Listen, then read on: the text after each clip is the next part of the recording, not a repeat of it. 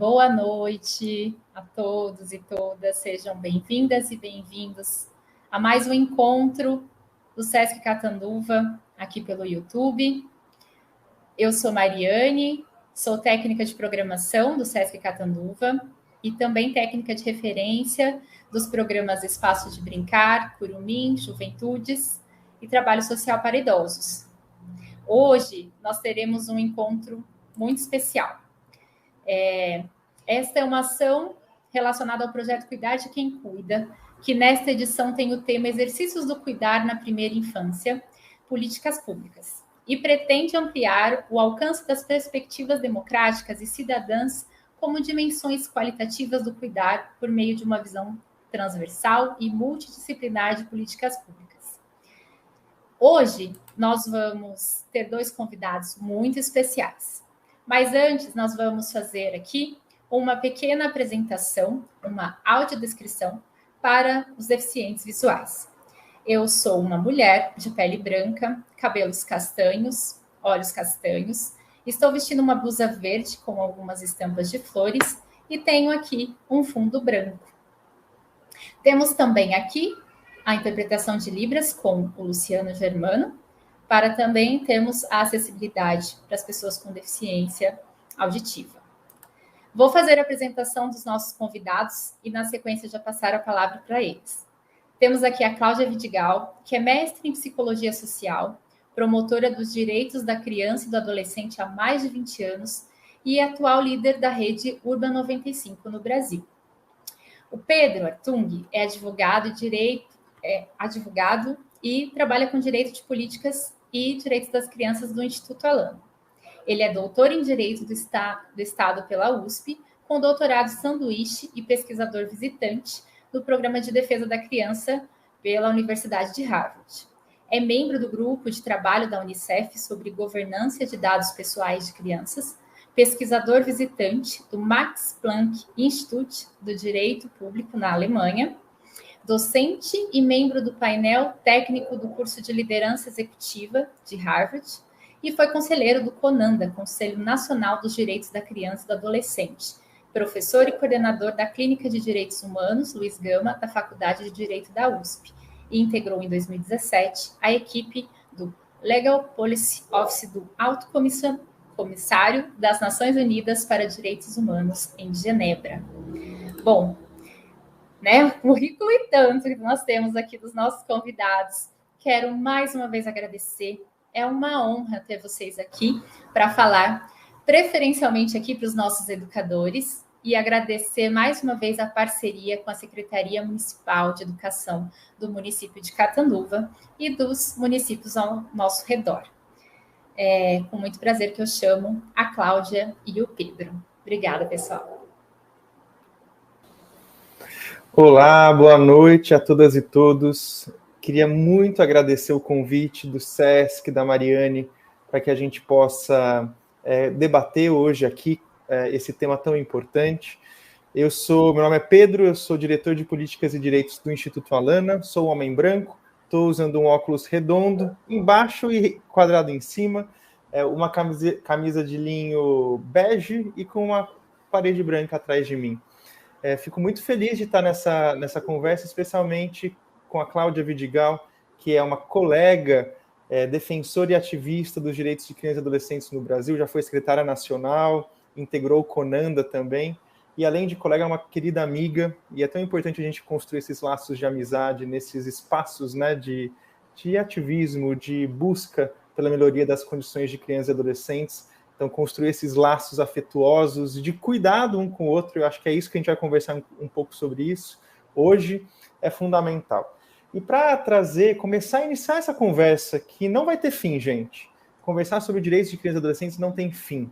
Uma vez que você é picado aqui pelo bichinho do ativismo da criança e adolescente, certamente essa conversa de hoje é só o começo de muitas novas conversas e de muitas novas reflexões conjuntas para soluções comuns. E eu fiquei aqui encarregado de trazer e equalizar entre nós um pouco esse conhecimento, da onde a gente parte para falar de direitos de crianças e adolescentes. Qual é a nossa história com relação a isso? Qual é a nossa base, né, comum, o que a gente pode pensar já desde agora? Coloquei aqui o time para não me perder, porque eu falo bastante, viu? Então, coloquei o time para que a gente possa ter um tempo considerável de fala. E para falar sobre isso, eu preparei um PPT, e eu talvez não veja mais vocês, porque eu estou aqui no modo de apresentação, então se alguém tiver qualquer problema, me fala aqui pelo áudio, porque não estou vendo mais vocês. Bom, quando a gente falar hoje de infância e da criança, e pode ver que a gente sempre usa a criança como um tipo ideal, um tipo social, mas é fundamental que a gente possa usar essa palavra no plural, porque crianças em diferentes partes do Brasil, ou da mesma cidade que vocês fazem parte, vivem infâncias muito diferentes uma da outra. E reconhecer isso é o primeiro passo para a gente encontrar estratégias de políticas ou de intervenções ou de atividades, de ações junto às crianças e suas famílias de uma forma mais contextualizada, de uma forma mais consciente e sensível. Porque cada criança vive uma experiência diferente de infância. É o que a gente chama de múltiplas infâncias. E é fundamental que a gente possa reconhecer isso para conversar sobre crianças e adolescentes. E hoje falaremos um pouco de direitos, que é uma linguagem, uma gramática que a gente desenvolveu para viver em sociedade, que permite que a gente regule as ações e permite o entendimento de que somente por nascermos seres humanos temos direitos que são inalienáveis, ou seja, que não podem ser de forma alguma esquecidos ou não reconhecidos. Então, falar de direito é permitir que a gente possa falar de uma atividade de civilização, de uma conquista que permite que a gente possa se tornar cada vez mais humano, no sentido da humanidade com H maiúsculo. Mas, Pedro, querido, desculpe te interromper um segundo. Os seus slides laterais estão aparecendo também? Talvez você pudesse tentar colocar em modo apresentação. Eu coloquei. E agora? Como é que tá? Puxa vida, ainda estão aparecendo os slides laterais. O meu tá na tela cheia aqui. Vamos ver se eu consigo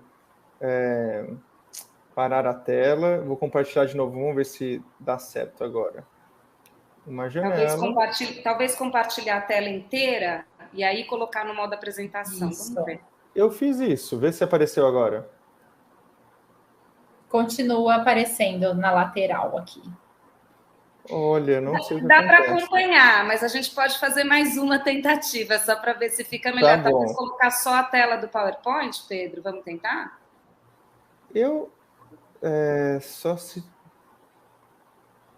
Deixa eu ver aqui. Vamos ver se a gente consegue de algum jeito aqui. Eu acho que, gente, vai ter que ser assim, porque eu estou colocando na compartilhar a tela. E já está a apresentação aparecendo inteira para você. Já está inteiro, tanto que eu nem vejo vocês. Não, aqui está aparecendo os slides. Bom, dá para ver. Vamos seguir, não tem problema a gente seguir dessa forma. O importante é que vocês acompanhem a linha de raciocínio, né? É fundamental que vocês possam pensar junto com a gente. E aqui, essa foto que aparece aqui, ela é justamente um momento muito importante dos direitos no nosso país, porque depois de um período de ditadura civil-militar, nós tivemos uma efervescência social, democrática, política, que permitiu que diferentes grupos sociais se organizassem e lutassem pelos seus direitos, como o grupo de mulheres que revolucionou o artigo 226 da Constituição, ambientalistas, indígenas, enfim, diferentes grupos sociais se organizaram para defender seus interesses na Constituinte de 87 e 88, se organizando, inclusive, por meio de emendas populares. Como eu falei para vocês, os indígenas, as mulheres, os ambientalistas e também as crianças. Vocês sabiam disso? Que as crianças se organizaram para fazer lobby mesmo lá em Brasília, por meio de dois grandes movimentos, Criança Prioridade Nacional e Criança Constituinte. E depois de muita mobilização, inclusive uma das maiores, né, com assinaturas também de crianças e adolescentes, nasceu a Constituição Federal, de 88, promulgada por esse senhor aqui, chamado Ulisses Guimarães, um grande parlamentar da nossa história, e nasceu o que, para mim, é o artigo mais importante da nossa Constituição, que é o artigo 227, que diz o quê, gente? E aqui, ó, se vocês saírem com esse artigo no coração de vocês, eu já fico feliz. porque ele é a bússola que a gente tem que ter no nosso cotidiano. Quem trabalha diretamente ou não com crianças e adolescentes, quem é gestor, quem não está ali na lida diária com criança e adolescente, mas está ali dando a estrutura para que isso ocorra de uma maneira positiva, também tem que levar esse artigo no coração e na cabeça. Eu sugiro, inclusive, que vocês tirem foto aqui da tela de vocês, onde vocês estiverem, imprimam e colocam na mesa, na sala de trabalho, porque é uma bússola esse artigo, gente. O 227 diz o quê? É dever da família, da sociedade, do Estado, ou seja, gente, cada um tem o seu papel. Não é só a família, não é só a sociedade, não é só o Estado. São os três juntos, atuando de uma maneira coordenada, de uma maneira que cada um apoie a atividade do outro. Eu sei que muita gente aqui está no sistema de educação, né, formal e informal, e é fundamental que... eu sei que vocês já vivem isso. Minha mãe é professora, foi professora de escola pública a vida inteira, conheço bem a realidade do nosso sistema educacional, e é fundamental, eu já via isso acontecendo, né, a necessidade da escola trabalhar junto com a família. E não somente de apontar os dedos, né, mas de trazer a família para dentro da comunidade escolar, para que a gente possa fazer o quê? Assegurar a criança, adolescente ou jovem com absoluta prioridade os seus direitos fundamentais. O direito à vida, à saúde, à alimentação, à educação, ao lazer, à profissionalização, à cultura, à dignidade, ao respeito, à liberdade, à convivência familiar e comunitária, além de colocá-los a salvo de toda forma de negligência, discriminação, exploração, violência, crueldade e opressão. Pedro, meu amigo, desculpa te interromper mais uma vez. Por favor. Os slides não estão passando, Pedro. Então, infelizmente, talvez seja... Isso, agora passou. Agora apareceu o 227. Então, eu vou deixar assim e eu vou seguindo com vocês, porque estava em tela cheia, deve ser por isso. Tá, joia. Eu vou voltar aqui para vocês verem, então, as fotos. Isso, assim vai passando. Ótimo. Agora está passando. Perfeito. Olha só, aqui vocês podem ver um pouco do que eu estava falando, né? Os slides, aqui a foto das crianças no Congresso Nacional, esse daqui é o Ulisses Guimarães, e esse é o 227, gente. Então agora tirem a foto, aproveitem. Ou procurem depois na internet. Vai mais um para baixo para aparecer. Aqui, não foi? Isso, é esse, o 227, isso. Então, que Deus será, hein, gente? Vocês estão vendo agora melhor? Tá aparecendo sim, tá dando para ir. Essa apresentação é linda demais, vale a pena apresentá-la mesmo assim. Assim, ó. E agora? Fica maior? Ah, ficou ótimo. É bom porque a gente está entre educadores aqui, o que mais o pessoal teve é que se adaptar ao meio online. Então, olha só. Ficou perfeito agora, Pedro. É maravilhoso. Bom, gente, esse é o artigo 227. Guardem isso no coração, na mente de vocês, porque esse artigo é a nossa bússola de trabalho diário. E vocês vão ouvir aqui a Cláudia falar sobre cidades, falar sobre essa intersecção de diferentes temas que ocorrem nos nossos municípios, nas nossas cidades. E esse artigo 227 pode ser a base de um plano diretor. Porque é na cidade que a vida ocorre, né? A vida ocorre no espaço.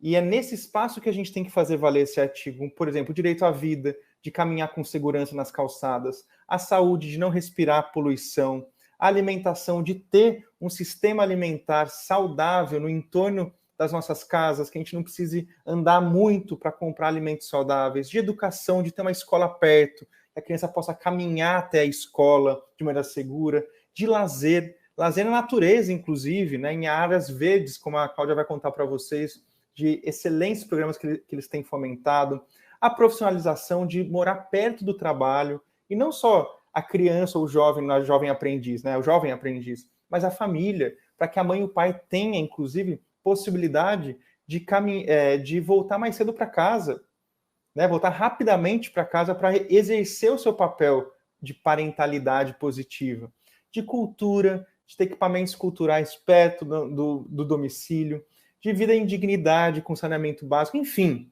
O artigo 227 é prático, não é teoria. E é fundamental que a gente possa entender isso. Ele é uma bússola que não é só teórica, principiológica. Ele deve se traduzir na prática. E só para lembrar para vocês que esse movimento é um movimento muito antigo, né? Que tem muitas pessoas que já levantaram as vozes das crianças pelo mundo. Como dois deles que eu gosto muito, o Janusz Korczak, que é um médico polonês que morreu junto com as crianças na câmara de gás durante a ocupação nazista em Varsóvia. Depois assistam o filme dele, chama 100 Crianças de Korczak, tem no YouTube, maravilhoso, conta a história dele no gueto de Varsóvia, cuidando das crianças órfãs. E também a Eglantine Jebb, que foi uma das mulheres ativistas, a primeira mulher que fundou, a primeira pessoa, mulher, que fundou, inclusive, a primeira organização de cuidado de criança, que é a Save the Children, durante a Primeira Guerra Mundial. Ela foi presa por causa disso, porque ela distribuiu pães na praça e tinha uma lei de contra, entre aspas, mendigagem, e ela foi lá e distribuiu, peitando a lei e garantindo que as crianças tivessem o que comer. Depois de 88, 89, vem a Convenção sobre os Direitos da Criança, que foi uma mobilização de 10 anos para que as Nações Unidas e os países reunidos nas Nações Unidas adotassem um tratado internacional que falasse sobre crianças. E foi isso que eles fizeram em 89 e trouxe para o mundo inteiro o conceito do melhor interesse da criança. O que é isso? Que todas as decisões de um Estado, da sociedade, de qualquer pessoa no cargo de gestão, tem que pensar sempre em quem, em primeiro lugar?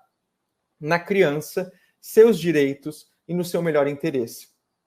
Inclusive, quem quiser trabalhar o conteúdo dos direitos da criança, o Tonucci, que é um grande educador italiano, traduziu e tem em português uma linguagem amigável para crianças da Convenção sobre os Direitos da Criança, e é um excelente instrumento para pensar sobre direitos junto com crianças e adolescentes. Em 90, então, veja bem, que triênio bonito, hein? 88, 89, 90 foi o triênio da criança no Brasil. 88 com a Constituição, 89 com a Convenção e 90 com o Estatuto da Criança e do Adolescente, que foi uma ampla mobilização social. As pessoas discutiam nas faculdades, nos sindicatos, em várias organizações, da importância de se detalhar essa pedra angular, que é o 227, para os direitos de crianças e adolescentes, né, no cotidiano. O que significa isso? E o ECA fez isso. A primeira parte do ECA fala sobre direitos fundamentais, definindo o que é a vida e a saúde, o direito à vida e à saúde, a liberdade, respeito, dignidade, educação, cultura, profissionalização, convivência familiar e comunitária, nasce aí, né? E a Cláudia, gente, depois conversem com ela, porque ela tem experiência nesse direito sobre convivência familiar e comunitária, e direito ao brincar, que é a possibilidade que a criança tem, inclusive, de ser quem ela é. Para mim, um dos direitos mais importantes do ECA é o direito ao brincar, porque é típico do ser humano, especialmente durante as infâncias, brincar para elaborar o mundo, para conhecer o mundo, para se entender e entender o mundo. Depois, no segundo capítulo, sobre política de atendimento e medidas de proteção, e, por fim, crimes e infrações administrativas. E aqui é um pouco o resumo do que nós temos, né, para que vocês possam conhecer. Quando a ONU fala criança, ela está dizendo de 0 a 18 anos. Quando nós, no Brasil, dizemos criança e adolescente, a gente fez uma subdivisão. Criança de 0 a 12 e adolescente de 12 a 18. Daí vem o Estatuto da Juventude, que coloca jovem de 15 a 29 anos, e o Marco Legal da Primeira Infância, primeira infância de 0 a 6 anos de idade. Mas o mais importante para vocês lembrarem, de 0 a 18 anos, nós temos que ter uma proteção especial e integral das crianças e adolescentes. E foi isso que a Constituição Federal, no artigo 227, fez. Garantiu que eles tivessem o direito de serem colocados por todos nós em primeiro lugar. Então não tem conversa, gente. No sentido, assim, na verdade, vou reformular. Tem que ter muita conversa com todo mundo para que todo mundo compreenda que todos nós, com filho ou sem filho, atuando diretamente ou indiretamente com criança, trabalhando em temas ligados à infância ou não, tem que ter muita conversa para garantir que essas pessoas conheçam isso e possam traduzir esse dever jurídico da Constituição em práticas cotidianas. Inclusive prefeitos, inclusive parlamentares, seja na Câmara, na Assembleia Legislativa ou no Congresso Nacional, quem que a gente tem que se preocupar em primeiro lugar? Crianças e adolescentes. E foi isso que o ECA detalhou. O ECA, o Estatuto da Criança e do Adolescente, definiu o que significa prioridade absoluta. Primeiro, primazia de receber proteção e socorro em quaisquer circunstâncias. Segundo, precedência de atendimento nos serviços públicos ou de relevância pública. Terceiro, preferência na formulação e na execução das políticas sociais públicas. E, por fim, destinação privilegiada de recursos públicos, orçamento. A gente precisa... E olha como o ECA foi avançado. Ele garantiu que a criança seja colocada em primeiro em situações de emergência, depois em atendimento de políticas públicas, depois na formulação da política pública e da destinação de orçamento. E aqui é um ponto muito importante, que eu até vou aproveitar o tema da Cláudia para falar um pouco sobre, né, cidade. Não significa que a criança, ela vai ser, só ela vai ser atendida. Quando a gente fala de prioridade absoluta, de colocar a criança em primeiro lugar, no centro das discussões, não significa que só ela vai ser atendida numa cidade. Porque a cidade é feita de muitas pessoas, a gente tem que pensar na complexidade, né? Mas significa que eu vou ter ela no meu pensamento o tempo inteiro. E aqui eu vou usar um exemplo maravilhoso. Vocês lembram do Darcy Ribeiro? Esse grande professor acadêmico e gestor público que ele foi? Quando ele foi secretário da Cultura e da Educação no Rio de Janeiro? O que ele fez lá? Quem que lembra aqui? Coloca no chat aí. Vamos ver se vocês lembram o que o Darcy Ribeiro fez lá no Rio de Janeiro. Inclusive, aproveitando o que passou no final de semana. Ele fez o Sambódromo do Rio. E muita gente criticando ele, que era gasto de orçamento público, mas ele falou, não, gente, o samba no Rio tem a ver com as comunidades, a cultura popular, a gente tem que ter um espaço de valorização dessa cultura para que as comunidades do samba possam ganhar prestígio e destaque. Contudo, o que ele fez? Olha que inteligente esse cara. Ele cumpriu o ECA de uma maneira belíssima. O que ele fez? Ele garantiu que nos outros 320 dias que não houvesse samba naquele espaço, qual que era a destinação dali do Sambódromo do Rio? Quem que lembra? Escola. Então, pensar na criança em primeiro lugar não significa não pensar em outras pessoas, mas é garantir que em qualquer coisa que eu fizer, na cidade, em qualquer política pública, no orçamento, eu tenha como preocupação e coloque a criança em primeiro lugar das minhas preocupações para garantir que, se eu vou pensar asfaltar uma rua, que eu pense nas crianças caminhando nessa rua ou nessa calçada indo até a escola. Se eu vou garantir que, por exemplo, construir um espaço, uma arquitetura, que eu possa pensar na criança. Será que o muro vai afastar ou não? Será que vai ser um ambiente hostil ou não à criança? Então, pensar na criança, na verdade, é isso que a gente vai contar para vocês como resultado. Quando a gente pensa e coloca a criança em primeiro lugar, é um mundo melhor para todos nós.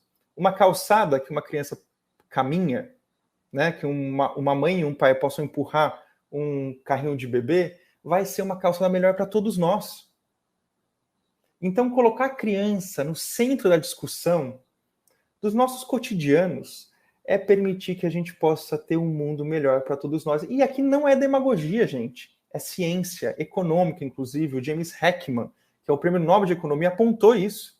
E por que isso acontece? Né? Primeiro, contar para vocês que a nossa lei ela foi muito avançada e colocou prioridades dentro da prioridade, como criança com deficiência, em situação de risco e vulnerabilidade e primeira infância, né? Essas três, então, se a gente fosse pensar em quem que tem que ter prioridade da prioridade, a criança de 0 a 6 anos, que tiver em situação de risco ou vulnerabilidade, isso o SUAS nos ajuda a pensar quais são as crianças que estão em situação de risco, aquelas que têm vulnerabilidades socioeconômicas, que têm vulnerabilidades com relação à raça, a gênero. Então, meninas negras são mais vulneráveis na nossa sociedade, porque vivemos numa sociedade racista e machista, que impacta meninas negras desde a primeira infância de forma diferente que outras pessoas, como meninos brancos.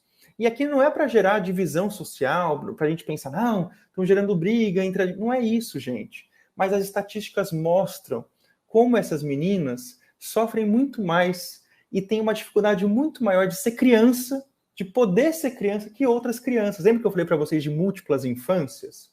As infâncias de meninas e meninos negros no nosso país, que é muito racista, que faz com que essas crianças sofram preconceitos desde quando nascem, atrapalha demais o desenvolvimento. E quem disse isso?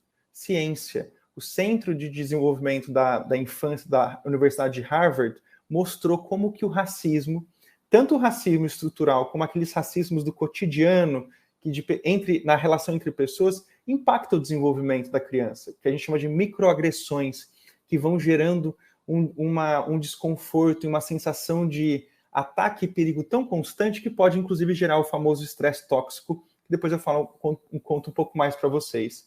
Mas por que é tão importante a gente pensar na infância, em qualquer tema, e pensar a infância como central nas políticas públicas? Porque é nesse período que o ser humano está numa fase das mais importantes do desenvolvimento humano.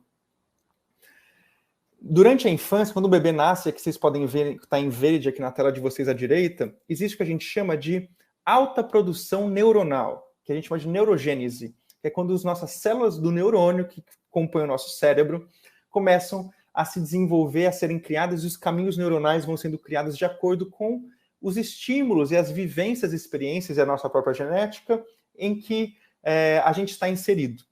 E a infância, o verde, que é os novos neurônios, estão acontecendo a cada minuto 1 milhão de novas conexões neurais. Pensem isso.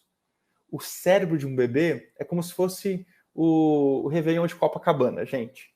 São múltiplos neurônios firing, né, que em inglês explodindo, né, com imagens, com luz, né, a gente vê isso no scanner, esses neurônios explodindo de possibilidades. Então, a criança está numa fase muito peculiar do desenvolvimento humano, né, em que a gente olhar para a infância no agora e não no futuro, e aqui é importante, gente, a criança não está no futuro. A gente sempre fala, né, eu vejo muito político falando, vamos cuidar da criança porque a criança é o futuro. Não existe futuro se não tiver presente. E a criança só vai ter um futuro se ela for cuidada agora, no presente. É no agora, é o bebê agora que precisa de cuidado, afeto e carinho, para que seus neurônios, inclusive, possam se desenvolver melhor. E quem diz isso, mais uma vez, a ciência, a neurociência hoje, comprova que muitas outras teorias do desenvolvimento, como Piaget, Freud, Skinner, Bandura, Vygotsky, Bronfenbrenner, até o Bowlby, que é a teoria do vínculo, do apego, né? Cada um dos psicólogos, pedagogos que já vieram muito antes da neurociência apontaram da importância de se cuidar no presente da criança. E a neurociência hoje consegue ver no cérebro isso acontecendo. E permite, inclusive, que uma dimensão importante eu quero perguntar para vocês. Coloquem aí no chat. Se vocês fossem chutar, vamos ver, hein? Quero ver aqui o chute. Se vocês fossem chutar a idade que o nosso cérebro está no pico de plasticidade cerebral, o que significa isso? Que ele está mais aberto para o mundo, para receber estímulos e conformar os caminhos neurais, para a capacidade de audição e visão, que é aqui no córtex visual e auditivo do nosso cérebro. Qual idade vocês chutariam? Coloca aí no chat. Ou seja, o pico de plasticidade cerebral, hein? De um ser humano, que é quando o cérebro está mais pronto para receber estímulos visuais e auditivos. O que vocês chutariam? Normalmente as pessoas falam 3 anos, 4 anos, 7.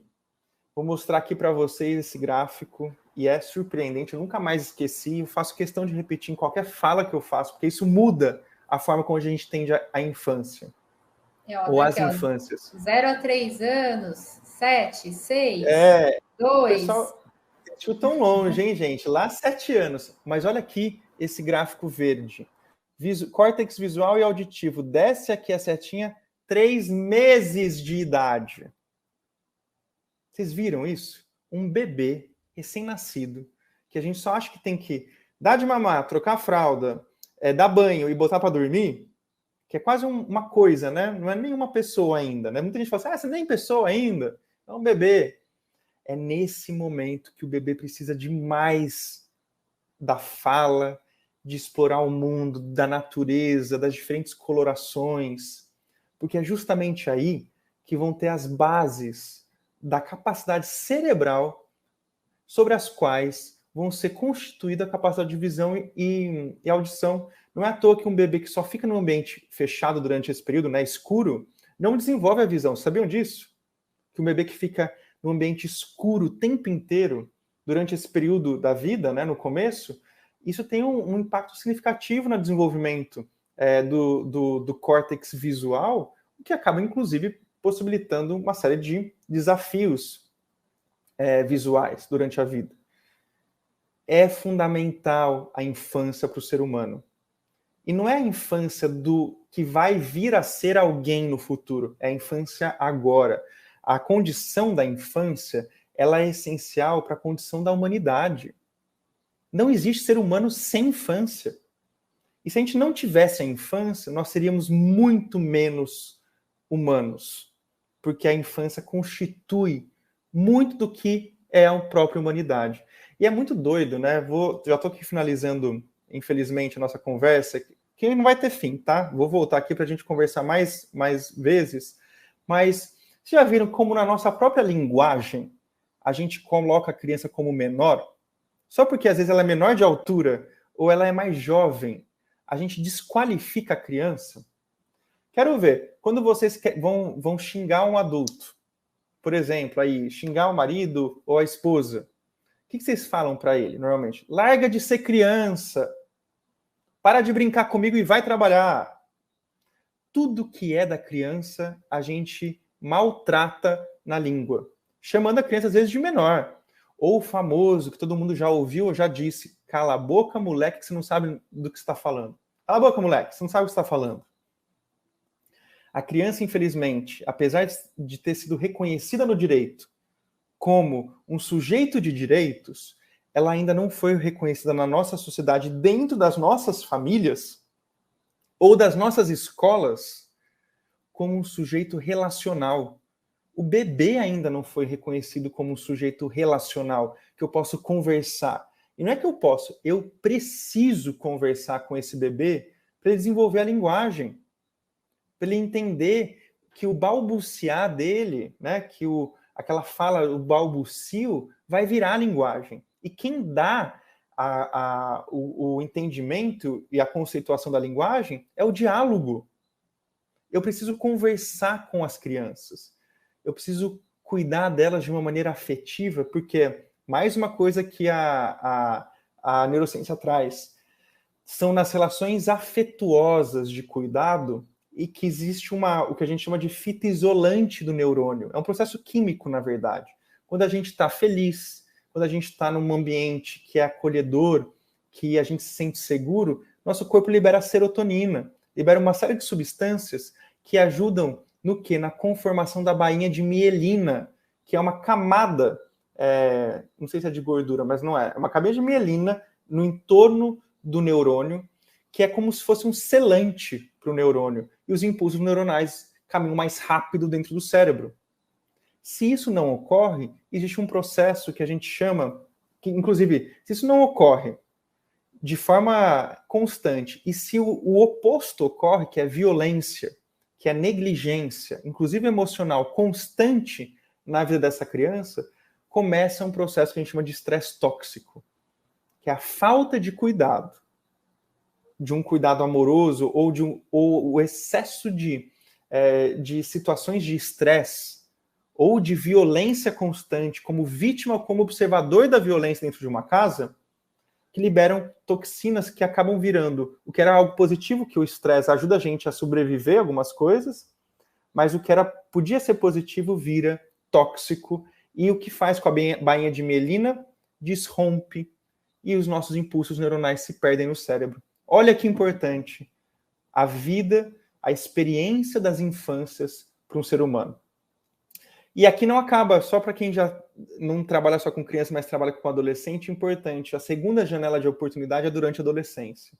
Dos 13 aos 20 anos de idade, existe o que a gente chama como formação do córtex pré-frontal, que é essa parte do cérebro aqui, e é nesse período que o adolescente precisa do nosso apoio para passar por mudanças muito significativas do sistema límbico hormonal e também do córtex pré-frontal. A gente precisa apoiar os adolescentes, conversar com eles constantemente. Mas é uma outra conversa, eu posso voltar aqui para falar com vocês. Por último, lembrar que cada criança é diferente uma da outra. E realizar o cuidado de uma criança é desafiador porque uma estratégia que funciona para uma criança não funciona para outra. Então, como fazer o que a gente chama de design universal, que é um design que possa acolher as diferentes individualidades e expressões de humanidade? Isso é uma sabedoria, exige um pensamento complexo. Você dá uma mesma aula para diferentes crianças, porque algumas vão responder do jeito que você queria e outras não. Como então desenvolver uma habilidade que faça um desenho universal para atender não só as crianças que a gente considera que são que é engraçado, né? Eles falam das crianças, como chama? Margaridas e crianças orquídeas. Cada criança precisa de uma quantidade de água específica. As margaridas, você deixa lá uma semana sem água, tá viva. A orquídea, uma gota muda tudo. Então, como pensar isso? É um desafio muito grande, mas é fundamental que a gente possa considerar e entender que cada criança é única no mundo e na sua própria experiência. Por fim, algo importantíssimo para a gente lembrar. Nenhuma criança é cuidada por política pública, ou por Estado, ou por uma escola. Olha que grave que eu estou falando. Nenhuma criança é cuidada por uma escola. Escola não cuida de criança. Estado não cuida de criança. Política pública alguma cuida de criança. Quem cuida das crianças? Pessoas. E essas pessoas que o Estado, a escola, a política pública tem que fortalecer para que elas exerçam um papel de cuidador da melhor forma que elas podem exercer. Então, a gente tem que fortalecer. Para cuidar da criança, eu preciso cuidar de quem cuida delas. Quem é no Brasil que cuida de crianças? Mulheres, mães, cuidadoras, na sua maioria mulheres, professoras. Então, olha como a pauta da infância está diretamente relacionada com a pauta das mulheres. De como essas mulheres são tratadas por todos nós como sociedade, como Estado. Direitos trabalhistas. Ser mãe no Brasil não é vista como trabalho, sendo que é um dos trabalhos mais importantes, que é o cuidado da criança, que está na fase mais importante do ser humano, e ainda não é visto como trabalho. Licença maternidade ainda não chegou para muita gente, e não chegou como deveria. Morar perto do trabalho, ter uma série de apoio social e estatal para que as mulheres possam exercer um trabalho e dividir esse trabalho com os homens. Mais uma coisa do machismo, né? Cuidar de criança é coisa de mulher. E não deveria ser. Deveria ser coisa de todos nós. E é esse o convite para vocês hoje. Que a gente possa, por meio do entendimento do desenvolvimento da criança, por meio do entendimento dos direitos da criança, entender que afeto no desenvolvimento é algo fundamental, não é só um direito, é necessário. E o afeto se dá por meio de uma política do cuidado. Não existe uma forma de garantir direitos da criança se eu não cuidar delas e cuidar de quem cuida delas. É fundamental para o nosso país, para a nossa sociedade, para o nosso Estado, para a nossa cidade, como a Cláudia vai contar, que a gente possa garantir que esse cuidado esteja em todos os espaços, em todos os cantos, inclusive entre nós. Eu penso, Cláudia, Mariane, que a gente está num momento muito triste da nossa vida em sociedade. A gente está com relações muito brutalizadas. Por isso que eu comecei falando de afeto e amizade com a Cláudia, porque é fundamental que a gente resgate espaços de afeto e cuidado entre nós, adultos, mas especialmente dos adultos para com as crianças, com prioridade absoluta. E a gente só vai fazer isso se a gente garantir essa revolução do afeto também para as mães, para as mulheres, em primeiro lugar, que são as que estão cuidando. Isso deveria ser dividido com os homens, mas na prática quem cuida são as mulheres. Mas também permitir que a gente possa revolucionar as políticas públicas e as nossas estratégias cotidianas com a ética do cuidado. Se tem uma revolução que falta, gente, é a revolução do cuidado. A gente entender que o Estado está aí e as profissões deveriam funcionar para que a gente cuide um dos outros. Cuide afetuosamente. Se existe, vou terminar com esse infeliz tragédia que a gente está vivendo da guerra da Ucrânia, né, que sensibilizou tanta gente. É uma guerra entre adultos, de líderes que não sabem dialogar e resolver conflitos de forma diferente. Normalmente homens, né? Se a gente quer mudar essa realidade de guerras, né, tão grandes entre estados, a gente tem que começar a mudar as nossas realidades de guerras diárias para uma realidade de cuidado afetuoso. E é isso que as crianças precisam de nós, em todas as instâncias. E é isso que já está no nosso direito desde 1988, no artigo 227, que é esse artigo que eu espero que vocês levem para sempre no coração e no trabalho de vocês. Muito obrigado. Muito obrigada, Pedro. Que lindo, que aula, né? Realmente, a gente tem muito a refletir sobre tudo isso. E esse tema, né, do cuidar de quem cuida, ele precisa ser valorizado cada vez mais. E aí, para completar aqui a nossa rodada de pensar sobre a primeira infância, né, como prioridade absoluta, a adolescência também, e sobre a mobilidade urbana, que tanto é importante para cada um de nós e para o coletivo, né, como um todo, eu chamo então agora a Cláudia para trazer um pouco da sua experiência, dos seus estudos. Cláudia, a palavra é sua. Obrigada, Mariane, obrigada pelo convite, Mariane, SESC.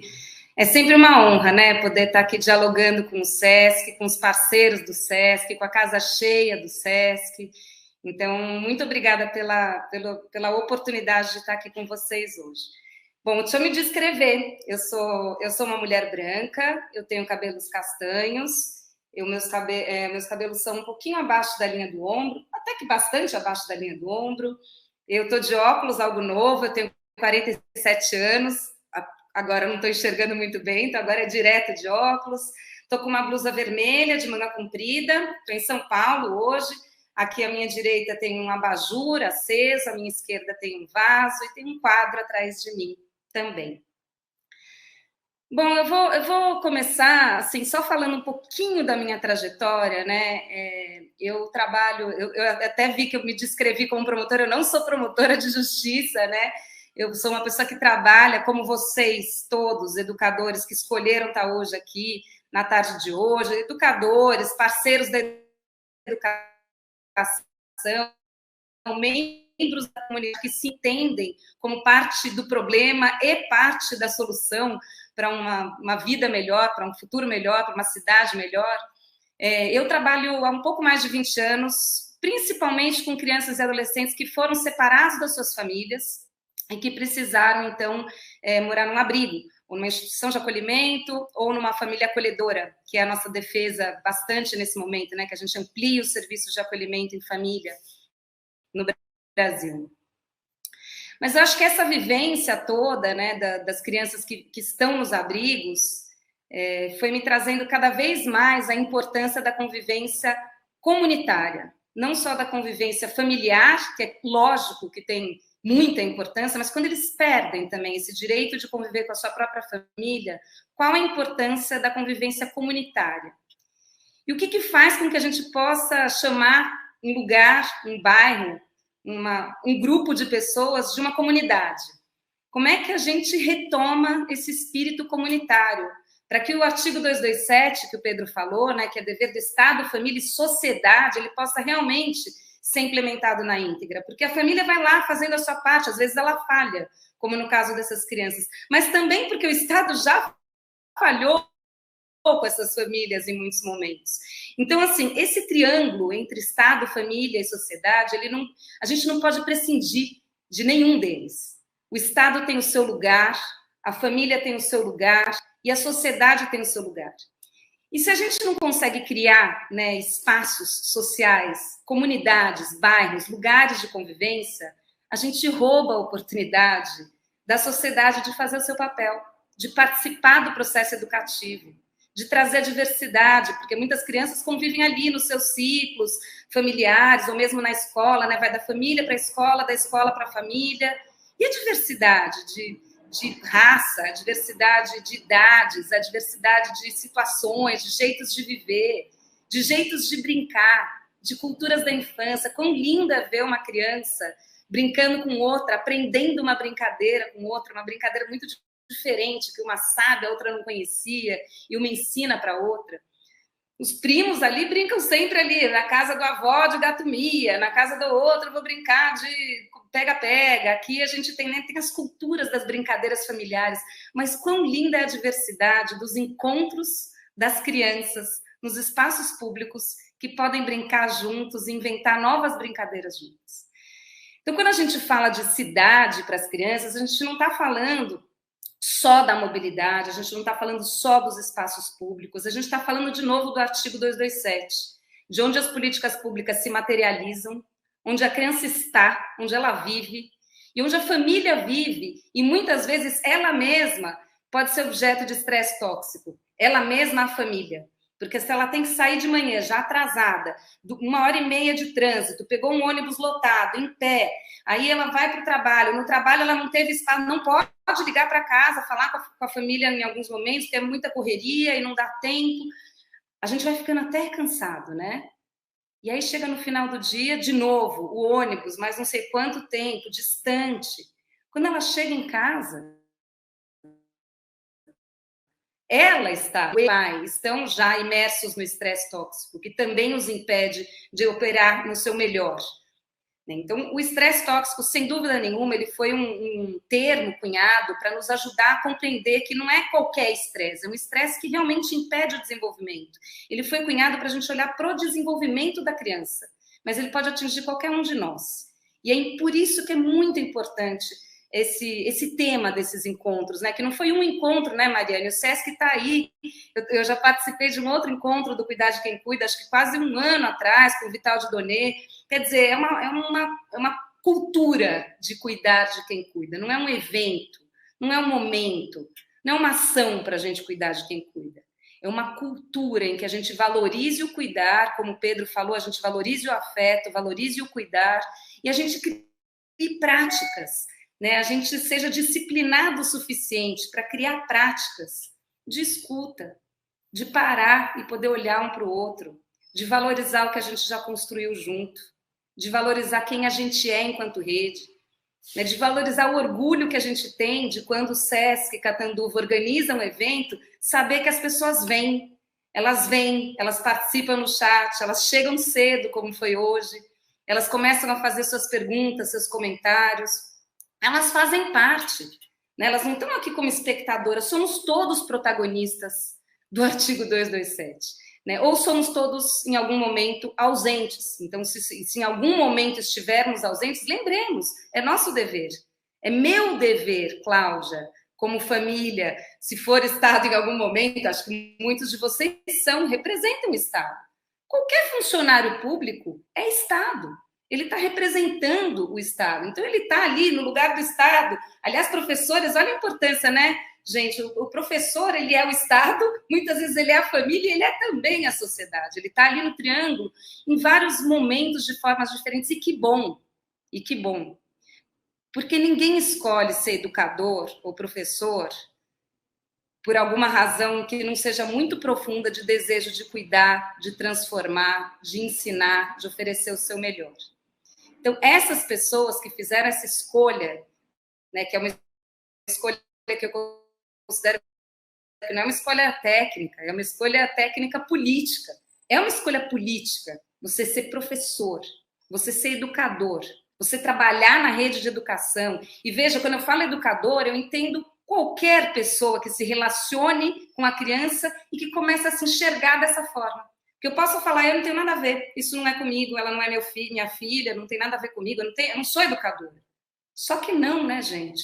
Somos todos adultos e precisamos nos enxergar como educadores nesse processo que a gente, de convivência aí com as crianças, nas mais diversas relações.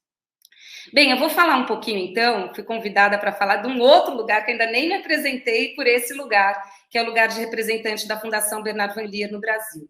A Fundação Bernard Van Leer é uma fundação holandesa que trabalha com primeira infância há já mais de 60 anos. Né? A fundação, inclusive, também bastante marcante nesse momento, ela surgiu no período pós-guerra, né? Após a Segunda Guerra Mundial, em que o seu fundador, que era uma pessoa muito rica na Europa, ele era responsável por todas as embalagens de produtos que eram feitas na Europa, chamava Van Leer, Fábrica Van Leer. E a Van Leer, ele acabou decidindo doar todo o recurso que ele tinha, ele e a família, para essa fundação, pensando que o mundo não poderia nunca mais passar por algo como eles haviam passado ali na Segunda Guerra. E para nunca mais passar por isso, precisava começar pelo começo. Precisava começar a ajudar as crianças desde o comecinho da vida a entenderem a importância de cuidar de si, de cuidar do outro, de cuidar do mundo ao seu redor, e que para isso precisariam existir programas, ideias, estratégias, projetos para apoiar essas crianças. Que isso nem ia acontecer assim, de forma natural, que era importante que a gente olhasse para isso. E o Pedro foi contando aqui a quantidade de evidências científicas que foi reforçando essa tese do nosso fundador lá no período pós-guerra e que até hoje só cresce. Essa tese da importância de se investir no começo da vida, de começar pelo começo. Então, eu vou falar sobre as cidades educadoras e vou pedir licença, então, para compartilhar minha tela aqui com vocês. Vamos ver. Só um minutinho.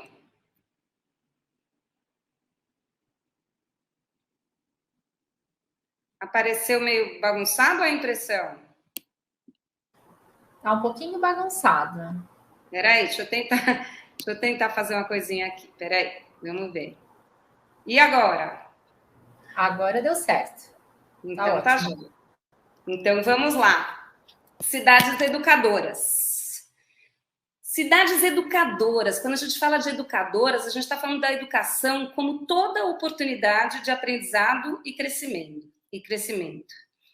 E aí, se a gente está pensando em cidades que educam, são cidades que promovem encontros transformadores. Encontros potentes entre pessoas, entre lugares, entre elementos da natureza. Encontros que enriquecem a nossa compreensão do mundo. Será que a nossa cidade está promovendo encontros ou desencontros? Será que a gente teria como promover mais encontros e menos isolamento? Mais oportunidades de convivência? De participação? De que as pessoas possam falar do que elas estão pensando daquele espaço, do que elas precisam daquela cidade? Né? A gente tem exemplos muito bonitos atualmente da participação das crianças nas construções dos planos municipais de primeira infância. Elas têm muito a falar, e quanto mais a gente dá corda, né? Porque na primeira conversa é sempre aquilo que você queria da cidade. Eu queria uma cidade mais verde, com mais flores, com mais cores, menos lixo, mais segurança. Mas aí, se você dá mais corda, que nem o Gandhi, a Cacau, né, que são parceiros lá do Alana e que trabalham há muito tempo nesse processo de escuta profunda da alma da criança, né, de formas diferentes e mais profundas de expressão, aí ele vai descobrindo, né, que elas esperam que todos nós tenhamos mais tempo para estar, tempo para ouvir, tempo para desacelerar, tempo para respirar. Até eu me vejo aqui, né, nesse processo de aceleração. E aí as crianças falam das angústias, dos abismos, das cercas, dos muros, dos escuros. Elas falam dos medos que as cidades vão trazendo, quanto mais afastadas elas estão das pessoas. Quanto mais próximas das pessoas, menos medo elas têm. Então, cidades educadoras são cidades que promovem esses encontros, que promovem convivência, porque ninguém, em lugar nenhum do mundo, educa-se sozinho, em isolamento. E a cidade, ela pode promover encontros ou desencontros. E, às vezes, olha só nessa foto, né? Essa foto é do Recife. Recife foi colorindo a cidade, foi abrindo brechas no meio do morro, das favelas, das comunidades, às vezes dos bairros de classe média também, né? Mas abrindo brechas de convivência, com cor, Cláudia, um pouquinho de segurança. Desculpe? Cláudia, eu acho que está travado o seu slide aqui. Para mim, pelo menos, eu estou olhando, está no slide que você estava falando sobre a participação. Vamos lá, peraí. Vamos de novo. Engraçado, né? Ter travado.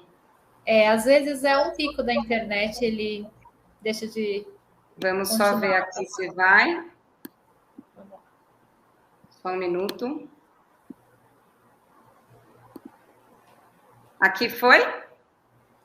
Cidades educadoras são cidades que promovem esses encontros. Tá ótimo. Então, eu estava mostrando esse slide de Recife. Por favor, me interrompam, tá? Se der algum problema no slide, me fala na hora, a gente vai consertando, tá bom? Tá, agora você está na tela inteira. Vamos voltar. Isso. Aí. Acho que a Paula vai colocar. Isso. Pronto. Tá aqui no Recife? Isso. As cidades promovem encontros ou desencontros. Isso. E Recife foi fazendo isso. Eles têm uma política lá, né, que é o Mais Vida nos Morros, que foi uma política que começou pequenininha, com um movimento comunitário, voluntário, todo mundo num mutirão, e que foi mudando um primeiro morro e depois um outro morro, primeiro só conseguindo tinta e ampliando aquele espaço de convivência com cor, com alegria. Mas acontece que essa mobilização das pessoas, e as pessoas participando desses processos, foi trazendo mais e mais gente, foi trazendo a política pública também, e principalmente as crianças. As crianças foram amando esse processo, e foram gostando de estar lá, e foram conhecendo outras crianças, e foram conhecendo os mais velhos ali da comunidade. É muito bonito ver o que está acontecendo ali. E aí a gente para de pensar que o cuidado com a criança ele ocorre ou dentro da casa, ou num programa e num serviço. Ele ocorre, sim, muito, em grande parte, dentro da casa. Ele acontece também, em grande parte, num serviço de educação, às vezes de saúde, de assistência, mas ele também acontece na rua. Então, as cidades, elas moldam as relações e as oportunidades de aprendizagem dependendo da maneira como elas estão organizadas. Se a gente tem grandes avenidas que as pessoas só circulam ou de carro, ou de ônibus, ou, enfim, de alguma maneira que elas não conseguem se encontrar, elas vão convivendo menos. E aí não tem aquele cachorro que faz a criança fazer uma pergunta para o dono do cachorro e que começam várias perguntas. São oportunidades de interação. E interações são as responsáveis pelo desenvolvimento integral. Então, a gente precisa de uma cidade que promova interações.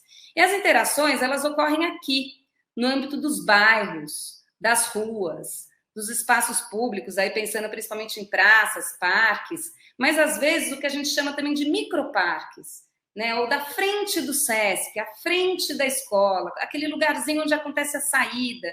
Se aquela calçada for um pouco mais ampliada, com um pouco mais de sombra, um pouco mais de cor, ela se torna também um espaço de convivência e não só de buscar a criança sair, embora. Né? Muitos dos espaços das cidades, ele com muito pouco, ele pode se transformar num espaço de convivência. E aí, essa é a iniciativa que eu venho liderando, junto com muitos parceiros. O Instituto Alana, que o Pedro faz parte, é um grande parceiro da iniciativa Urban 95, que tem um foco nos pequenos cidadãos nas cidades, né? Pensando que todos merecem um bom começo. A Urban 95, ela faz a pergunta seguinte, ela pergunta: se você fosse uma criança com 3 anos, da altura dos seus 95 centímetros de altura, o que você esperaria da cidade? Como você gostaria que essa cidade fosse organizada para você? E o nosso convite é para os gestores públicos, é para os prefeitos, para os secretários. Na hora que você vai planejar uma calçada, que você vai planejar um ponto de ônibus, onde você vai colocar esse ponto de ônibus, você pensou na criança de 2 anos, na mulher grávida, na mãe que está grávida e que tem uma criança de 1 ano e meio, ou que tem 2 crianças e está grávida, ou que tem 3, acabaram as mãos, né? E que ela tem que circular pela cidade. Aí a gente vai entrando um pouco nesse tema da mobilidade, né? A sobrevivência. A mobilidade na cidade não precisa ser só uma sobrevivência. Eu vou conseguir ir daqui até ali sem que meus filhos, sofram um acidente, sofram demais. É isso, é quase um medo, né, de circular daqui até lá, porque é tão difícil circular, é tão pouco amigável muitas vezes, mas dá para ser mais amigável. A gente costuma falar que mobilidade, quando a gente pensa em primeira infância, que na mobilidade, proximidade é sinônimo de cuidado. Se a gente consegue ter programas e serviços próximos às famílias, e, portanto, pensando em descentralização dos serviços, para que cada vez mais a gente tenha microparques, que a gente tenha as creches, os postos de saúde, os CRAS, os CREAS, enfim, toda a rede de atendimento e os espaços públicos próximos às famílias, a gente tem cuidado.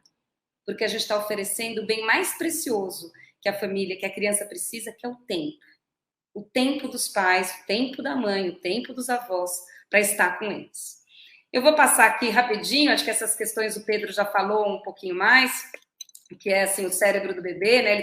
Ele mostrou aquele gráfico, então eu vou mostrar só esse, que também é bem impressionante, né? Que o bebê recém-nascido, aí com 1 mês, aí com 9 meses, e dos 9 meses aos 2 anos o que acontece, então assim, muita coisa acontecendo, de 1 mês a 9, depois de 9 a 2 anos, e depois de 2 anos para a vida adulta. Muda muito pouco. A plasticidade do cérebro, ela está ali o tempo todo. E, de novo, a adolescência é um momento muito precioso também. É como eles falam, o termo que se usa em inglês é o pruning. É um momento que tem uma poda neural. É como se jogasse uma parte das coisas que não estão servindo fora e pudesse fortalecer as que estão servindo. Então, esse momento da adolescência é um momento muito importante. Fazer esporte nesse momento facilita esse processo das construções das sinapses cerebrais de um jeito muito melhor do que quando você não está, quando você está fechado olhando para telas. Então, assim, acho que a gente tem aí nessa imagem uma coisa muito impressionante do que acontece no comecinho da vida, mas a gente não pode ficar na desesperança de achar que não, então aí já está tudo feito, acabou. Não, vai ter plasticidade sempre, mas é mais difícil, é mais complexo. Eu vou trazer um pouquinho, né? O Pedro já mencionou o James Heckman, e ele demonstra ali que investir nos primeiros anos de vida, eu gosto muito também dessa frase, eu sempre olho para ela, né? Traz o retorno mais alto, mais duradouro e mais eficiente do que em qualquer outro momento da vida. Todos os momentos da vida valem a pena, precisam de cuidado, de afeto, de atenção. Mas esse momento é um momento que o retorno, e aí o retorno não só no nível individual, mas também o que aquela criança será capaz para a vida dela, mas o que aquela sociedade será capaz, enquanto comunidade, enquanto sociedade ativa. E aí tem o argumento da equidade, né? E assim, se a gente quer uma sociedade menos desigual, o investimento no começo da vida evita o surgimento de grandes desigualdades antes mesmo do início da vida escolar.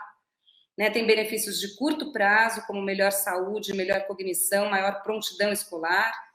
Tem benefícios, estudos que demonstram, né, benefícios de médio prazo, aumento da retenção escolar. Quer dizer, o que aconteceu no comecinho da vida, no primeiro ano da vida, vai estar diretamente relacionado à sua capacidade de manutenção na escola, no ensino médio. E os benefícios de longo prazo, aumento até da produtividade e da renda. Tem um impacto na renda, o que aconteceu no comecinho da vida. E aí, então, essa é a nossa meta, ampliar as interações positivas por toda a cidade, né, de várias formas, com muita diversidade, em muitos espaços, caminhos, próximo à igreja, na frente da igreja, atrás da igreja, né? Atrás da igreja fica mais para os adolescentes, né, gente? Quem já foi adolescente lembra do atrás da igreja, né? Mas assim, as praças, como é que todos esses espaços vão promovendo experiências diversas? Eu gosto muito de falar de experiências mais do que falar de estímulo, né? O estímulo parece que é algo que o outro vem, faz em mim e agora fui estimulada. A experiência não, ela traz essa visão do protagonismo da criança, do bebê, né? Quando ele está numa experiência, ele está interagindo com o outro e vivenciando algo. É isso que o bebê precisa. Né? Não é um estímulo para aprender matemática ou música ou essas coisas muito cedo, né? Uma série de conteúdos, não. É afeto, é olhos nos olhos, é humanidade, né, que ele está buscando. Então, é o que a gente chama das interações positivas. E para que isso aconteça na cidade, a gente precisa de uma cidade que tenha um pouco mais de conforto, mais segurança, mais inspiração e mais convivência. Então, quando a gente fala da cidade, só para a gente não pensar que a gente está falando só de praças e parques, a gente está falando, sim, de espaços públicos e natureza, né? E a natureza como uma grande professora, né? Uma parceira, né? Quem é mãe, eu sou mãe de 2 filhos, hoje eu tenho um de 17 e um de 14. Mas eles foram pequenininhos, e eu lembro direitinho da hora que eu ia para a natureza e falava, agora eu posso relaxar, porque eles têm um mundo aqui para descobrir, e era muito gostoso ver, eles vinham com perguntas e com teses, né, teorias. Ela é uma parceiraça no processo educativo. Por que a gente está tirando tanto a natureza da vida deles? E da nossa vida também com eles? né? E como é que a gente vai criando pequenas estratégias naturais para estar junto com eles, seja no plantio de coisas dentro de casa, seja na frequência a espaços amplos, né, de natureza no final de semana, ou pequenininhos, próximos ali da casa, né? São várias as maneiras, seja em estar ao ar livre, porque a natureza também não precisa ser só o verde, pode ser o vento, a nuvem, o sol, a chuva, né? E a mobilidade e proximidade, que a gente já falou um pouquinho, e programas e serviços. Para mim é bem importante deixar esse programas e serviços, e aí tem um íconezinho ali do gel. Oi. Desculpa te interromper, mas eu acho que travou novamente. Agora voltou. Está no espaços públicos e natureza, mobilidade. Espera aí. Vamos lá de novo. Tá aqui? Tá.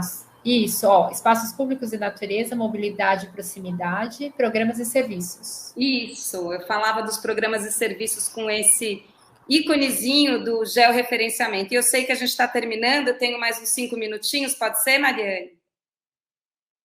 Pode, isso mesmo. Tá, joia.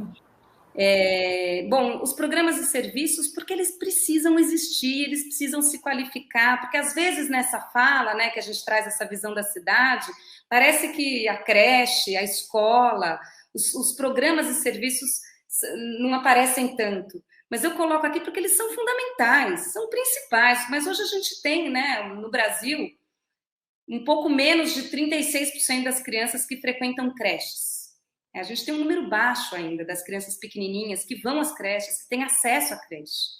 E não que elas precisem todas ter, essa é uma escolha da família, deveria ser uma escolha da família, ainda será uma escolha da família quando a gente estiver aí disponível para todos, mas não temos. Mas ainda assim, esses programas são fundamentais para garantir a proteção das crianças, para as famílias que estão mais vulneráveis poderem contar com parceiros, né, para a educação ser um processo mais partilhado. E fora os serviços de saúde, né? A gente viu essa semana uma série de reportagens sobre as questões da vacinação. A vacinação não é um problema dos profissionais de saúde. A vacinação é um problema nosso, de convencer os nossos vizinhos. E eu não estou falando da vacinação de Covid agora, tá? Eu estou falando da vacinação das crianças, do calendário vacinal que está sendo altamente impactado por fake news, por medo, por tudo isso que a gente tem vivenciado de uma forma tão triste, né? A gente pensava que esse tema já estava superado, que a gente já estava lá na frente, mas não, a gente tem que voltar, olhar para coisas básicas e ajudar, e levar no posto de saúde, pensar qual é o papel da educação na ampliação da vacinação. É isso a intersetorialidade na prática, é isso a intersetorialidade que todo mundo fala, da importância da não fragmentação da política, porque a criança é uma. E a intersetorialidade, ela é a oportunidade da gente viver essa integralidade, né? Então, assim, mantendo os especialistas, é bom que tenha gente que saiba muito mais de educação, e outros de saúde, e outros de assistência, e outros do direito, e outros de urbanismo, mas todas essas pessoas juntas é que constroem uma política intersetorial capaz de atender as crianças, mas de atender a toda a população, né? De fazer melhor com menos, inclusive, né? Porque dá mais trabalho, mas uma vez que a coisa é azeitada, ela flui e fica mais barato, é mais fácil, a gente aproveita o que um já tem como plataforma para avançar nos desafios de uma outra área, então é por aí. E eu vou apresentar então algumas fotos para vocês. Aqui a gente tem, né, de mobilidade, pontos de ônibus, que podem ser pontos de ônibus interativos. Essas são algumas fotos, eu poderia apresentar mais 20, né? Mas assim, como é que a gente vai fazendo esses espaços serem espaços que são das crianças também, não só dos adultos, e que podem ter livros, podem ter, enfim, em um lugar mais sofisticado, talvez tenha um botãozinho para ouvir uma música, pode ter um balanço, pode ter algo pintado no chão para a criança brincar, pode ter um o que é ali. Como é que a gente cria estratégias? Não é dizer assim, é importante brincar. Uma coisa é isso, outra coisa é colocar ali 1, 2, feijão com arroz, 3, 4, e aí? E aí quando vê, a mãe já está ali, o pai já está ali brincando com a criança. Muitas vezes isso não é fácil, né? As cidades, o maior espaço público de qualquer cidade são as ruas de asfalto, longe do segundo. O maior espaço público do mundo é rua de asfalto. como é que a gente vai transformar essas ruas para atenderem melhor as pessoas? Porque até hoje elas atenderam muito bem os carros, mas nem sempre as pessoas. Acho que vem ocorrendo um movimento aí, acho que esse é um movimento que não vai dar para brecar, ainda bem, né? E nós estamos aprendendo ainda a fazer isso, a fechar ruas para carros, para abrir ruas para convivência para as crianças. Né? Isso já vem... Agora, na Europa, teve um movimento muito grande de fechamento de muitas ruas para sempre. Assim, essas aqui nunca mais vai passar carro. É para criança, é para pessoa, é para convivência. Nós podemos ensaiar isso com o que a gente chama de intervenções táticas. E se a gente fechar essa rua por 2 horas todos os sábados, de manhã cedinho, que ainda não está tanto movimento, ou no final do dia, ou no momento que for melhor, ou o dia todo, enfim, mas ensaiando com a comunidade. Agora, é importante que isso seja feito junto com a comunidade, junto com as pessoas que estão nas ruas, com muita participação, com muita conversa, reflexão, para que todo mundo caminhe pelo menos razoavelmente juntos, ao invés de entrarmos mais uma vez no que a gente tem visto ser a grande praga da nossa vida e da nossa convivência nesse momento, que é essa polarização, né? Que é a gente fincando o pé em posicionamentos, porque a gente tem muita certeza, e a gente tem mesmo, né, dos nossos posicionamentos, e aí fica muito difícil de compreender, escutar e aceitar o outro, e o caminho do meio vai sumindo, né, porque a gente vai ficando cada vez mais radical nos nossos posicionamentos. Claro, há coisas que são inegociáveis, valores inegociáveis, e não é isso que eu estou propondo aqui, que a gente negocie valores que são inegociáveis. Tem um certo tanto que não tem como ir. Mas como é que a gente vai procurando os pontos de convergência, os caminhos do meio, as oportunidades que a gente tem para fazer coisas juntos, para que caminhar pela cidade se transforme numa oportunidade de interagir, de aprender, de pertencer, de ativar a curiosidade. Aí, de novo, ali o Mais Vida nos Morros hoje está em mais de 40 comunidades, inteiras pintadas com projetos interativos, com propostas de brincadeiras no caminhar, no percorrer pelo espaço urbano. Mas também oportunidades de empatia, da gente se perceber cuidando uns dos outros. Olha o tamaniquinho desse espaço, né? Um espaço Cláudia, pequenininho. Oi. Eu acho que travou novamente. Ficou nas ruas. Tá voltando ou não? Vamos ver. Não, acho que agora parou o compartilhamento. Espera aí.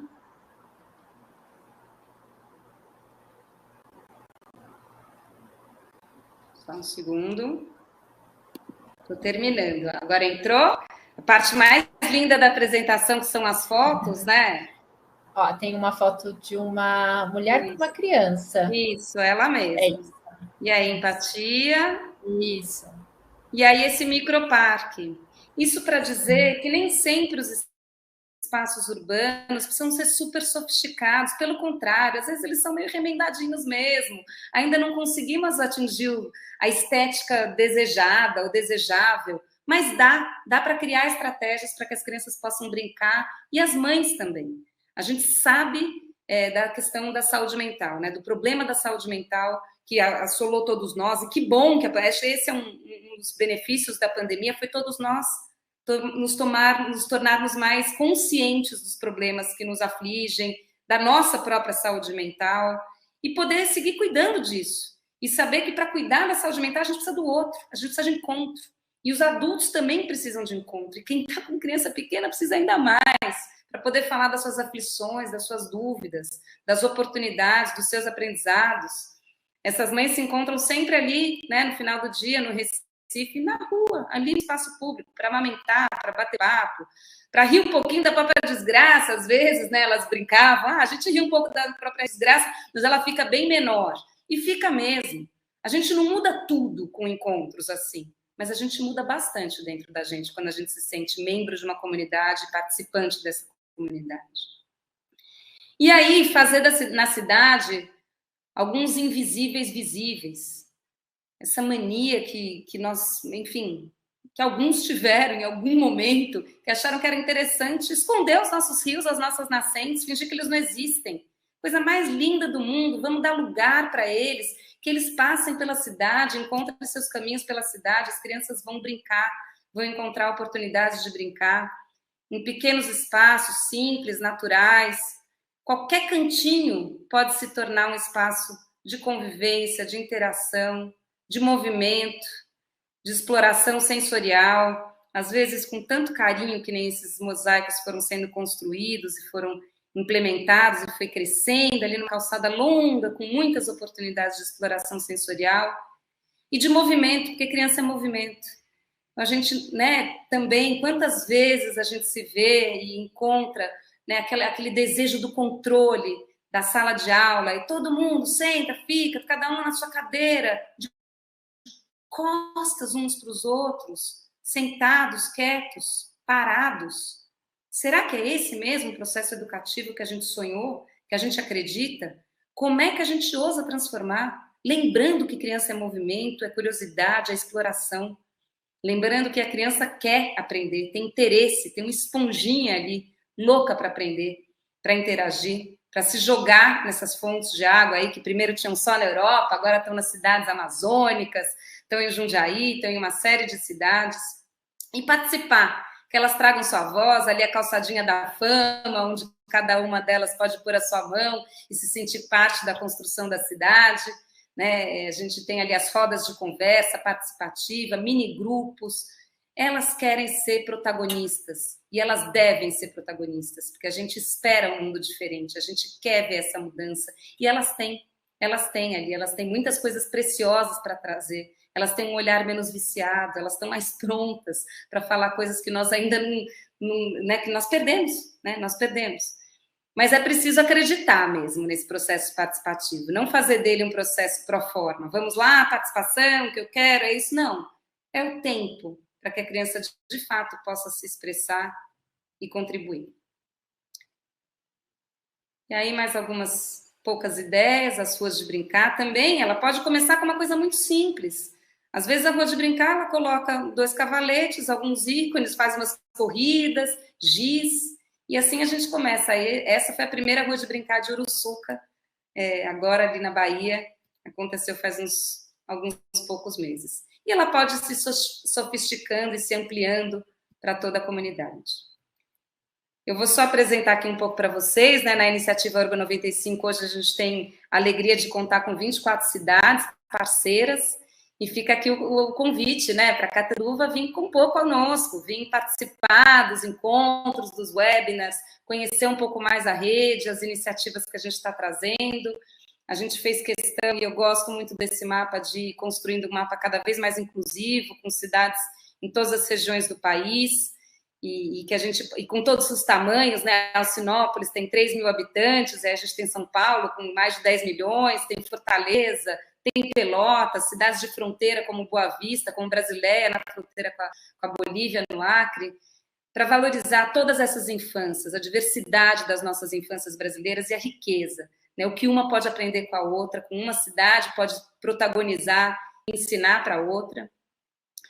Porque, como já dizia Manuel de Barros, né, quem anda no trilho é trem de ferro. A gente quer construir trilhas diferentes, pensar em trilhas diferentes e construir mundos diferentes. Então, é uma grande honra estar aqui. Espero que a gente possa continuar também essa conversa. Muito obrigada, Cláudia. Sempre assim, é uma inspiração, né? E é isso, fica o convite aqui para a cidade, para essa mobilização. Tem muito a ser feito e, com certeza, tem tudo para se inspirar nessas possibilidades todas. Eu vou fazer apenas uma pergunta aqui que surgiu para o Pedro, para a gente finalizar, mas que eu acho interessante, Pedro, se você puder dar a sua opinião de forma breve, porque nosso tempo está acabando, mas a Érica pergunta a sua opinião sobre a BNCC, especialmente em relação ao acolhimento de bebês nas escolas a partir de 1 mês de vida. Se você tem algo que você possa falar a respeito, eu sei que é bem polêmica, né? Esse assunto em si é muito polêmico, mas se você puder falar brevemente para nós. Olha, gente, é um desafio mesmo, né? Pensar um acolhimento dentro de uma instituição de bebês ainda muito pequenos. Contudo, eu ouvi uma frase de uma querida psicanalista que eu gosto muito, que é a Vera Iaconelli. No nosso filme O Começo da Vida, ela responde uma pergunta fundamental, que é: a criança precisa ser cuidada. E esse cuidado se negocia numa sociedade. Então, independente do modelo que a gente for adotar, se a criança vai ser cuidada dentro da família, né, ou em outro espaço, o mais importante é a gente olhar para as condições de cuidado em que esse espaço e essas pessoas oferecem à criança. Então, a escolha do modelo vai ser debatível, é possível ser debatido, né? Se a gente vai permitir que as famílias tenham condições de largar seus empregos ou ter licença maternidade, licença parentalidade, especialmente maternidade, para fazer o aleitamento materno tão importante nos primeiros meses e ano, né, de vida de uma criança.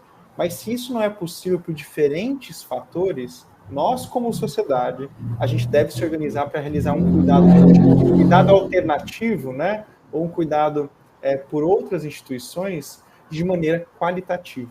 Isso é fundamental, a gente garantir que as creches no nosso país e outros espaços de cuidado de bebês ou crianças possam realizar um cuidado cada vez mais qualitativo, que possa ser feito de uma maneira que possa realmente contribuir para o desenvolvimento. Foi o que a Cláudia muito bem falou.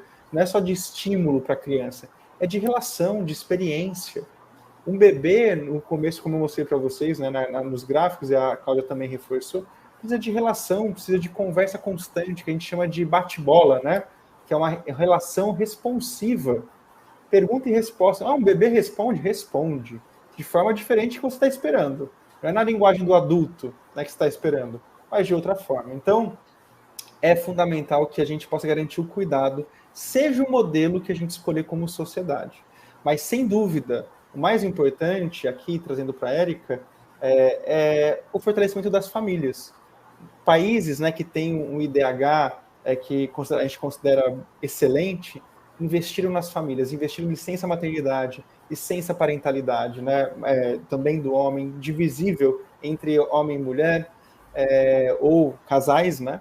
É fundamental que a gente possa garantir o apoio às famílias para que elas exerçam o cuidado que lhes é pedido pela legislação e que também é necessário para a criança. Esse cuidado próximo, afetuoso, num núcleo familiar ou comunitário, como muito bem falou a Cláudia.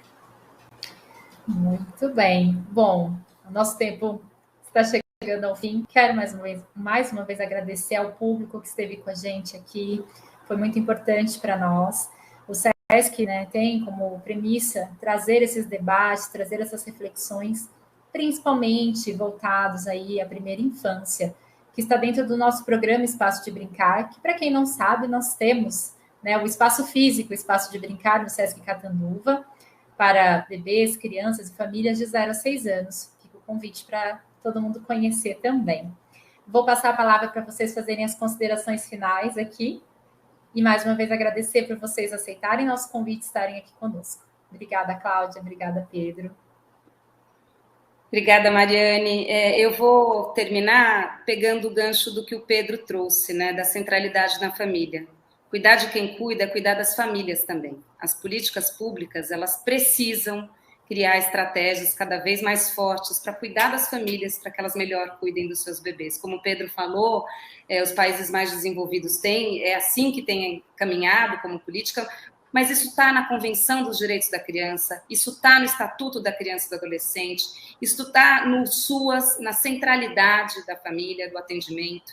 Então, eu acho que a gente precisa sempre, quando tomar uma decisão, assim, pode ser algo urgente e necessário, mas o caminho que a gente quer tomar não é esse. Não é que as instituições cuidem das crianças, é que as instituições cuidem das famílias, para que as famílias possam melhor cuidar das crianças. O que não faz com que, em alguns momentos, nós precisemos de instituições lá no comecinho da vida para acolher situações com o que o Pedro chamou de cuidados alternativos. Mas é importante esse alerta, né? O caminho é cuidar mais das famílias para que melhor cuidem dos seus filhos. Foi uma honra estar com vocês aqui hoje, um prazer. Muito obrigada pelo convite mais uma vez. Obrigada, Cláudia. Pedro? E, puxando o gancho desse fio que não tem fim que a Cláudia traz, além de cuidar das famílias, cuidarmos uns dos outros como comunidade, né, gente? Uma família sozinha também não dá conta de cuidar de uma criança. É fundamental que a gente, como sociedade, apoie, como comunidade apoie, como comunidade escolar, apoie essas famílias, né? E é nessa fibra mesmo, nesse tecido social de cuidado e afeto que a gente vai poder realmente cuidar das crianças. Agradeço novamente o convite e a gente fica à disposição para continuar esse fio, essa conversa e diálogo que nunca vai ter fim. Muito obrigado. Ótimo. Bom, pessoal, essa ação, né, esse movimento que nós fizemos aqui hoje, fica aqui no YouTube do SESC Catanduva. Vocês podem compartilhar com outras pessoas que possam ter interesse nesse assunto, que eu acho que é bem importante para toda a sociedade. E a gente convida para que vocês também nos acompanhem pelo Facebook, o Instagram do SESC Catanduva, e também se inscrevam aqui no canal para acompanhar tudo que está sendo feito aqui pela nossa unidade. Mais uma vez, obrigada a todas e todos. Uma ótima noite. Obrigada, Luciano, pela interpretação de Libras. E nos vemos na próxima. Obrigada, pessoal. Até mais.